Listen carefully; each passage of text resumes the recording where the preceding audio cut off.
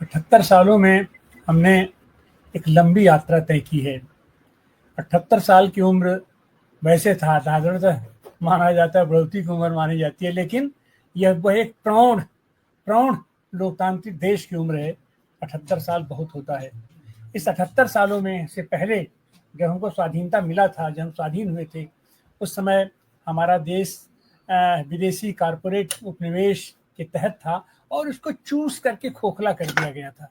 वो हमें देश मिला था जिसके पास लगभग कुछ नहीं था, केवल थी तो उसकी अपनी संस्कृति थी, उसकी अपनी सभ्यता थी, उसका अपना उसकी अपनी जिजीविषा थी, यहाँ के नागरिकों की जिजीविषा थी। और उसके बल पर हम याद करेंगे आज पंडित जवाहरलाल नेहरू को, अपने सारे स्वाधीनता के अपने सेनानियों को तो जो है सो ही है, लेकिन असली काम शुरू होता है किसके नेतृत्व में देश शुरू हुआ। नेतृत्व में शुरू हुआ पंडित जवाहरलाल नेहरू के। हमने नेहरू को देखा, हमने गुलजारीलाल नंदा को देखा, हमने लाल बहादुर शास्त्री को देखा, हमने इंदिरा गांधी को देखा, हमने चरण सिंह को देखा, हमने देवगौड़ा को देखा, इंजीत को देखा, हमने इधर मनमोहन सिंह को देखा, नरसिम्हा राव को देखा, अटल को देखा, और आज हम नरेंद्र मोदी को देख रहे हैं। तो एक तो यह है कि हमारे देश बीच में बीपी सिंह और चंद्रशेखर जी को भी देखा। जी जी जी जी जी जी जी बोले, आगे बोले। तो हमारा मतलब है कि जिस तरीके का नेतृत्व आता है उसके व्यक्तित्व की छाप पड़ती है हमारी, और निश्चित रूप से उसकी छाप पड़ी। और उसमें हम याद करेंगे पंडित जवाहरलाल नेहरू को, उन्होंने जिस नियोजित क्रमबद्ध तरीके से काल चक्र को प्राकृतिक तरीके से लेकर के चले, आज शायद हम जिस मुकाम पर पहुंचे हैं उसमें उनका बहुत बड़ा योगदान है। उसमें बहुत बड़ा योगदान इंदिरा गांधी का भी मानेंगे, जब तन करके भारत खड़ा था, पूरी दुनिया के सामने कमजोर था। 1962 में हमारे देश के पास हमारे सेनाओं के पास हरबा हथियार नहीं था, कुछ नहीं था, लेकिन तन करके बिना हथियार के भी हमारी सेना लड़ जाती थी। लेकिन आज हम जिस मुकाम पर पहुंचे हैं, जिस उपनिवेश शोषण से हमने मुक्त होने के लिए सैकड़ों साल संघर्ष किया, आज हम फिर कहीं न कहीं से उसी औपनिवेशिक, उसी कारपोरेट शोषण के तहत हम आ रहे हैं। और जिस तरीके से आज हमारा विकास अवरुद्ध हो गया है, वह जो कालचक्र जो चल रहा था प्राकृतिक तरीके से, आज की तारीख में बहुत दुख के साथ कहना पड़ता है कि उस रथ के पहिए को रोकने की कोशिश की जा रही है। रोकने की ही नहीं बल्कि उलट करके उसे उल्टा चलाने की कोशिश की जा रही है कि चलो फिर वेद की ओर, चलो फिर जंगल की ओर, चलो फिर ये जो प्रक्रिया है, हमारा देश आज जहां पहुंच चुका है, आज हमारे देश को ये छोटे छोटे नन्हे नन्हे देश आंख दिखा देते हैं। ये दुखद है, जबकि यही हमारा देश है कि जब दो पोलों में पूरी दुनिया बटी हुई थी, उसमें एक तीसरा पोल और एक सबसे मजबूत पोल 120-147 देशों का नॉन अलाइन्ड मूवमेंट का नेता बनकर के हम खड़े होते थे, कहीं पर भी खड़े होते थे, सीना खोल के खड़े होते थे, और दुनिया हमारे तरफ देखती थी, हमारे नेतृत्व की आकांक्षा करती थी, हमारे नेतृत्व के लिए आकर्षित होती थी। लेकिन आज हम कहीं न कहीं से अपने आप को किए हैं, और फल क्या है कि साहब, ये जो आज एक ध्रुवी दुनिया हो गई है, एक ध्रुवी दुनिया का वो आदमी जिसको छोटे छोटे देश लताड़ के चले आ रहे हैं, उसके सामने हम अपना जुबान नहीं खोल पा रहे हैं, तो यह कहीं न कहीं से हमारे देश का अपमान है। लेकिन हमारी जनता का निश्चित रूप से अपमान नहीं है। हमारे देश की जनता आज की तारीख में भी वैसे मेहनत हो रही है। हमारे देश में एक समय यह था कि हमारे पास अन्न नहीं था, खाने के लिए नहीं था, हम मोहताज थे, दूसरे यहाँ से अनाज हमारे यहाँ आता था। लेकिन आज हम आत्मनिर्भर हैं। आत्मनिर्भर नहीं है, हम दुनिया को खिलाने की ताकत रखते हैं और शक्ति रखते हैं, लेकिन उसके बावजूद भी आज हमारे ऊपर चिपका दिया गया है कि हम 5 किलो राशन देकर के अपने 80 करोड़ आबादी को जिंदा रखे हुए हैं। ये आज शर्मनाक हालत है। तो ये 78 वर्षों के सफर में आज हम इस शर्मनाक स्थिति में आ गए हैं। आज लाल किले की प्राचीर एक वही था कि झंडा फहराने से पहले बनारस के बिस्मिल्लाह खां की शहनाई गूंजी थी, लेकिन आज उसी लाल किले के वो प्राचीर से हमारा बनारस का प्रदीप बोलता है और लोग हंसते हैं। लोग कहीं न कहीं से वो सम्मान का भाव नहीं आ पा रहा है जो सम्मान का भाव 1947 में बिस्मिल्लाह खां की शहनाई से गूंजा था। शायद वो आवाज आज बनारस की लाल किले से नहीं गूंज रही है। तो यह जो 78 सालों का सफर है, ये बड़े अनुभवों से गुजरा है, लेकिन यह भी उम्मीद है, हमारे देश की मट्टी ऐसी है, हमारे देश के नागरिक ऐसे हैं, उनकी जिजीविषा ऐसी है कि निश्चित रूप से हम आने वाले दिनों में और हम पुख्ता होकर के उभरेंगे। ये हमारी उम्र जो बढ़ेगी 78 से 79 होगी, 80 होगी, 85 होगी, 100 होगा, उसमें हम एक पुख्ता जनतंत्र के रूप में हम उभरेंगे और दुनिया को निश्चित रूप से हम दुनिया को रोशनी दे पाएंगे। धन्यवाद। बहुत शुक्रिया। मैं शैलेंद्र कुमार जी के पास में आऊं, कुछ टिप्पणी के साथ में मैं आपके पास में आना चाहता हूं कि देश का जो 78 वर्षों का सफर रहा, एक तो ये है कि विभाजन के साथ वो शुरू हुआ। मुझे लगता है कि वो हमारा उस समय आजादी के आंदोलन का जो नेतृत्व था, वो जो ब्रिटिशर्स की कॉन्स्पिरेसी थी, साम्राज्यवादियों की कॉन्स्पिरेसी थी, बांटो और राज करो की, वो उसके सामने वो उस तरीके से टिक नहीं पाया। वो टिक नहीं पाया। ये तो एक बात है। और दूसरी बात ये है कि आप इस बात को जानते हैं कि चीन का हमला हुआ और हमारा जो तिब्बत था, एक स्वतंत्र राष्ट्र था, वो चला गया और वो आज निर्वासित जीवन जीने के लिए वो पूरे तरीके से आज मजबूर हैं। पूरी दुनिया खड़ी है तिब्बतियों के साथ में। दलाई लामा जी को शांति दूत माना जाता है, लेकिन उनकी आजादी भी खत्म है और एक स्वतंत्र राष्ट्र का दर्जा भी वो पूरी तरीके से खत्म है। हम लोगों ने जो लोकतंत्र हासिल किया, उसके अंदर जो संवैधानिक अधिकार थे उनको भी खत्म करने का दौर हमने इमरजेंसी के दौरान में हम लोगों ने देखा है और उस के अंदर भारत की जनता को जीतते हुए भी देखा है, लोकतंत्र की बहाली करते हुए भी देखा है। और अब फिर जो लोकतंत्र पे सबसे बड़ा खतरा आया है कि अभिव्यक्ति की आजादी ही जो है सीमित कर दी गई है और उमर खालिद से लेकर के और आजम खान जैसे लोग तक, तमाम सारे लोग जो है, कोई भीमा कोरेगांव में फंसा के अंदर डाला है, किसी को दिल्ली दंगों में फंसा के डाला है और हम ये देख रहे हैं कि जो है 750 से ज्यादा लोग 1-1.5 साल के अंदर अकेले बस्तर के अंदर जो है वो उनकी हत्या कर दी गई, क्योंकि उस इलाके को, उस जल जंगल जमीन को अडानी अंबानी को सौंपने का काम करना है। तो ये भी एक चित्र है और ये भी चित्र एक है कि 7.5 लाख किसानों ने आत्महत्या की है। तो हम जो है खाद्य सुरक्षा के अंदर तो हम आत्मनिर्भर हो गए, लेकिन जिन्होंने जो हमें सुरक्षा दी, खाद्य सुरक्षा दी, उनकी हमने क्या दुर्गति कर रखी है। देश के तौर पर मैं बात कर रहा हूँ, किसी एक व्यक्ति की और एक सरकार और एक पार्टी की बात नहीं कर रहा। ये भी सोचने का बात है कि वो केवल अपना एमएसपी की गारंटी के लिए लड़ रहे हैं और लड़ते चले जा रहे हैं, कुछ हुआ नहीं है। और ये भी एक बात है कि 78 सालों के अंदर जो श्रम कानून लागू हुए, 47 श्रम कानून, वो भी खत्म कर दिए हैं इस सरकार ने और वो भी अब 4 लेबर कोड की लड़ाई जो है उन्हीं जो है मजदूरों को लड़नी पड़ रही है। शैलेंद्र कुमार जी, मैं आपसे ये जानना चाहूंगा, क्योंकि मूल तौर पर आप कला, संस्कृति और इस पूरे क्षेत्र के आप व्यक्ति हैं, तो उसके अंदर हमारा क्या, हम कहाँ थे, कहाँ पहुंचे, इसके बारे में मैं जरूर टिप्पणी चाहूंगा, क्योंकि वो बात के ऊपर टिप्पणी नहीं आई है। फिर एक जो जनरल आपकी अंडरस्टैंडिंग है 78 वर्षों की, मैं चाहूंगा कि उसके ऊपर आप टिप्पणी करें। तो मैं सोचता हूं कि ये जो 78 साल का सफर है, ये खट्टी मीठी और कड़वी यादों से बना हुआ सफर है। और खट्टी मीठी मैं इसलिए कह रहा हूं कि समाज एक जटिल संरचना है और देश जो है वो जनता का प्रतिनिधित्व करता है। कभी कभी देश को अमूर्त सत्ता बना के उसको विलग कर दिया जाता है, देश कोई और चीज बन जाता है और जनता जो है सो कोई और चीज हो जाती है। जब हम हिंदुस्तान की तरक्की कहते हैं तो मंगरा मोची का उससे कोई रिश्ता है कि नहीं है, ये एक सवाल है। बंबई के अंदर चमचमाते हुए मॉल, शेयर मार्केट के इंडेक्स, तो ये जो हैं, क्या यही जो है इस बात का निर्धारण करेंगे कि कोई देश तरक्की के रास्ते पे आगे है कि नहीं?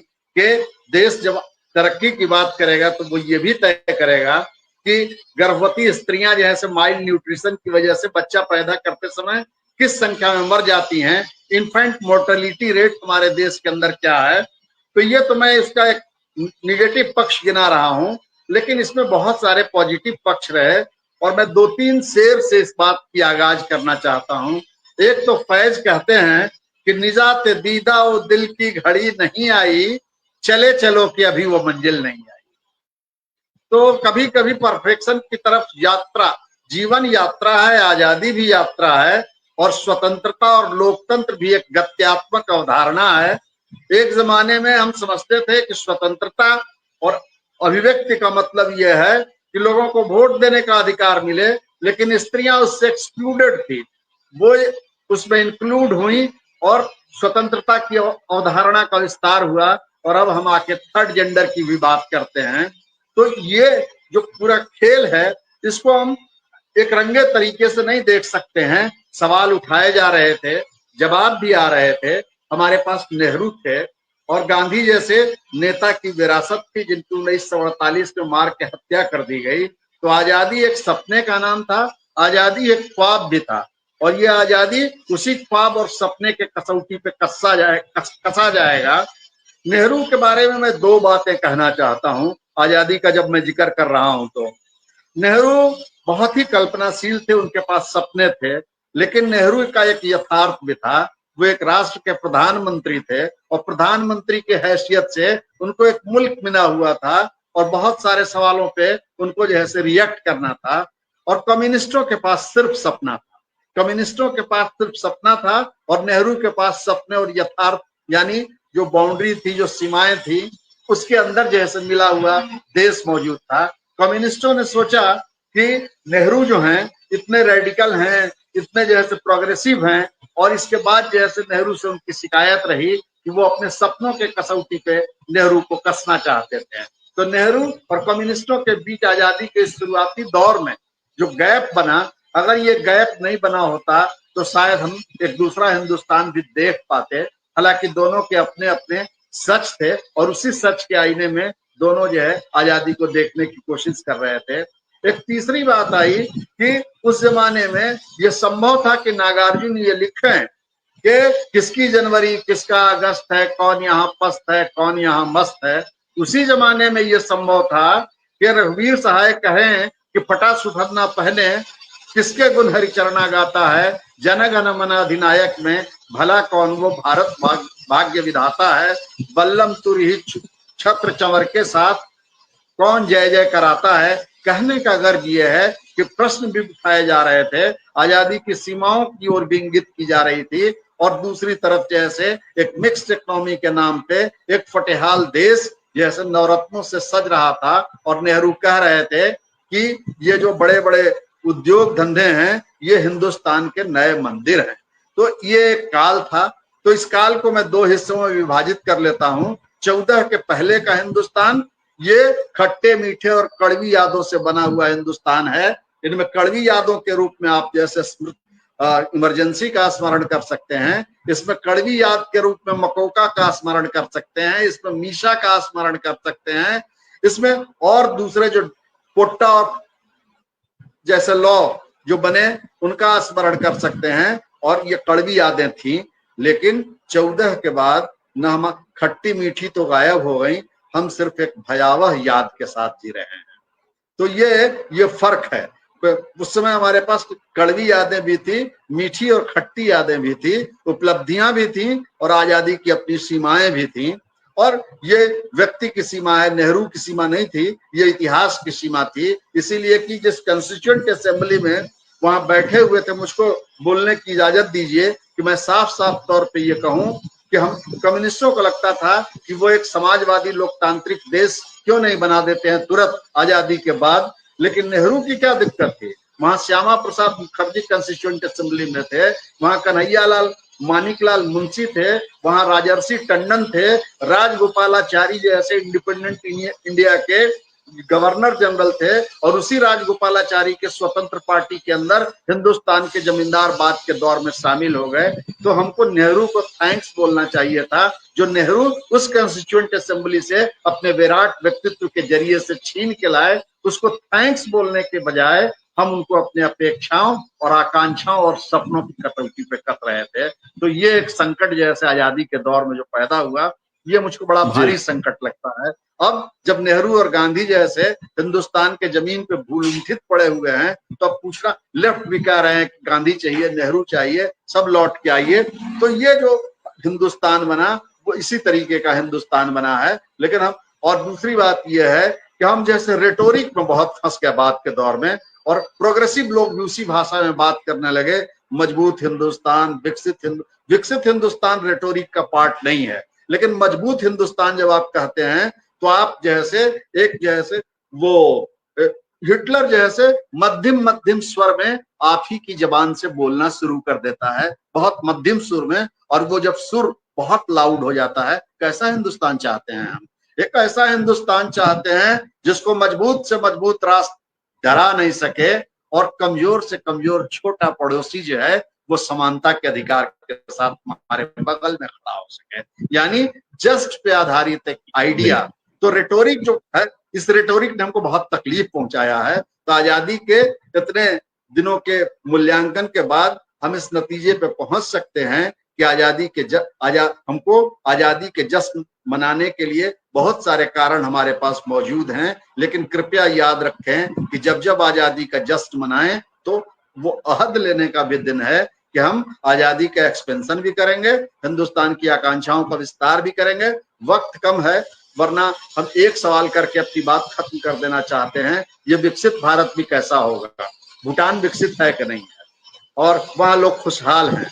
विकसित भारत मॉल से जांचा जाएगा या आदमी के हैप्पीनेस के इंडेक्स से जांचा जाएगा, और विकास जैसे हमारे नीड से करस्पॉन्ड करेगा कि ग्रीड से करस्पॉन्ड करेगा, ये पूछने का मौका आया है। क्योंकि इसी विकास के नाम पे बस्तर के जंगल खाली हो जाते हैं, इसी विकास के नाम पे हंसदेव का जंगल कट जाता है, इसी विकास, मुझको जब कोई कहता है विकास शब्द, तो मैं बिम्बों में जब उसको देखने की कोशिश करता हूँ तो मुझको दिल्ली की कोई सड़क याद आती है, और वहां जैसे कोई आदिवासी औरत जो है वो नाली के किनारे जो है वो रोटी पका रही है स्टोव पे, और उसका बेटा उसी नाली में बैठ के हग रहा है। हम जब विकास इतना हमको भयानक दिखाई पड़ता है, इसीलिए हमको विकसित भारत चाहिए भी कि नहीं चाहिए, ये सवाल जैसे पूछने का मौका आ गया है। ये मानवीय अस्तित्व का भी सवाल है, और ये इंक्लूसिव इंडिया का भी सवाल है। विकास का क्या मतलब होगा, ये नए राजनीतिक पोलराइजेशन का कथा है। और इस पोलराइजेशन में किसान भी शामिल हैं जो 700 की संख्या में मर जाते हैं, जो हिंदुस्तान के अंदर अन्न में आपको इंडिपेंडेंट कर देते हैं, जिसका जिक्र तिवारी जी कर रहे थे। क्या सचमुच में अन्न में इंडिपेंडेंट होने के बाद भी भूख से लोगों का मर जाना ये हिंदुस्तान के डाइकोटॉमी को नहीं दिखलाता है? तो हमको इन सारे सवालों को रिजॉल्व करना है, खुद से सवाल पूछना है, और इसी सवाल के आईने में इस आजादी को देखा जाना चाहिए।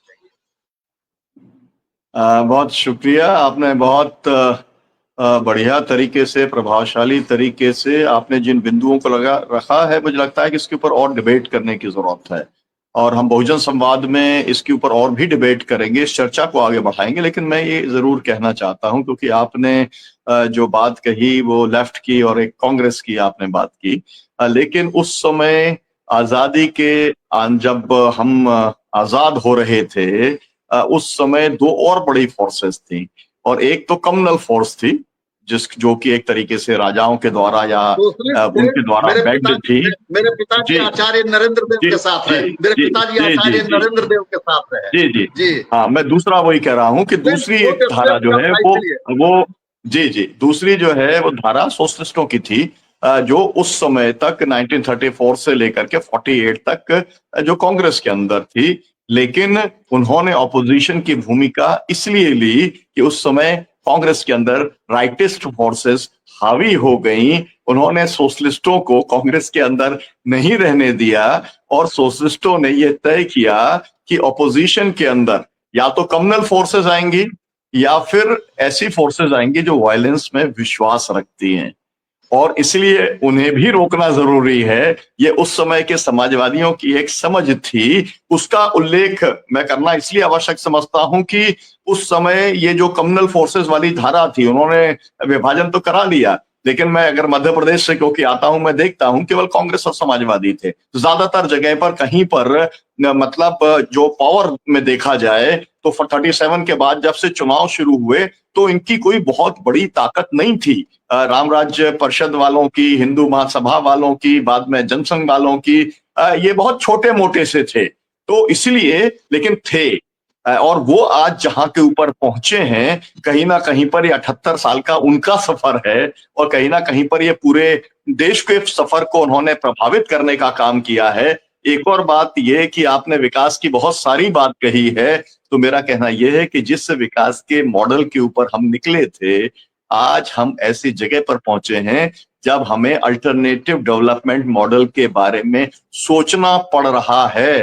वो हमारी मजबूरी है, क्योंकि हम ये देखते हैं कि एनवायरमेंटल क्राइसिस भी है, रोजगार का क्राइसिस भी है, और जो आपने कहा एक्सक्लूजन का क्राइसिस भी है। तो वो जो पूरा का पूरा डेवलपमेंट मॉडल था, असल में वो कैपिटलिस्ट मॉडल था, वो न्यू लिबरल मॉडल था, वो या कहा जाए कि न्यू कंजर्वेटिव मॉडल था। और आज एक अल्टरनेटिव मॉडल की बहस देश के अंदर खड़ी हुई है, बहुत आगे तक वो चल नहीं रही है, बहुत लोगों तक वो पहुंची भी नहीं है, लेकिन उसकी जरूरत आज पूरा देश महसूस कर रहा है। तो हम, क्योंकि समय हो चुका है, तो हम इस कार्यक्रम को समाप्त करेंगे कि 78 वर्षों में तमाम सारी उपलब्धियां भी रहीं, तमाम सारी सीमाएं भी रहीं, तमाम सारे हमने सपने देखे, लेकिन राष्ट्र के तौर पर, समाज के तौर पर उन सपनों को अभी तक हम पूरा नहीं कर पाए हैं। ये देश हमारा है, इस देश के अंदर सुधार भी हमको करना है, और अगर कोई बिगड़ता है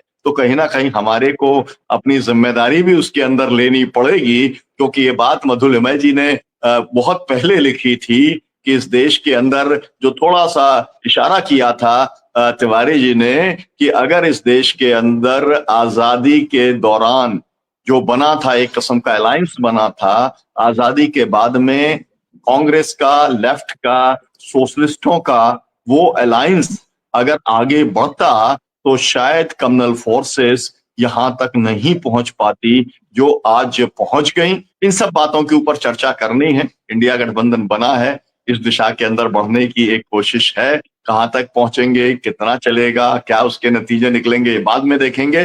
लेकिन बहुजन संवाद के दर्शकों का बहुत धन्यवाद, और उनसे अपील कि इस जो पूरे कार्यक्रम के अंदर जो भी टिप्पणियां आई हैं उसके बारे में आप क्या सोचते हैं, आप जरूर अपनी टिप्पणी भी लिखें, क्योंकि हम इसका फॉलो अप कार्यक्रम भी करेंगे और इन्हीं बिंदुओं को हम आगे ले जाएंगे। हमारे और भी जो पैनलिस्ट हैं उनको भी इस बहस के अंदर हम जोड़ने का काम करेंगे, क्योंकि ये देश और समाज हमारा है और इसको सुधारना और दुरुस्त करना हमारा काम है। बहुत शुक्रिया, बहुत धन्यवाद आपका शैलेंद्र कुमार जी, एडवोकेट आराधना भार्गव जी, डॉक्टर आनंद प्रकाश तिवारी जी। और दर्शकों से अपील करना चाहता हूं कि लाल किले की प्राचीर से आज जो संबोधन हुआ और अभी तक जो संबोधन हुआ करते थे 47 से आज तक, हम चाहेंगे कि उसके ऊपर भी हमारा एक कार्यक्रम होगा, समीक्षा होगी, उसको भी आप जरूर देखिए। शुक्रिया, धन्यवाद।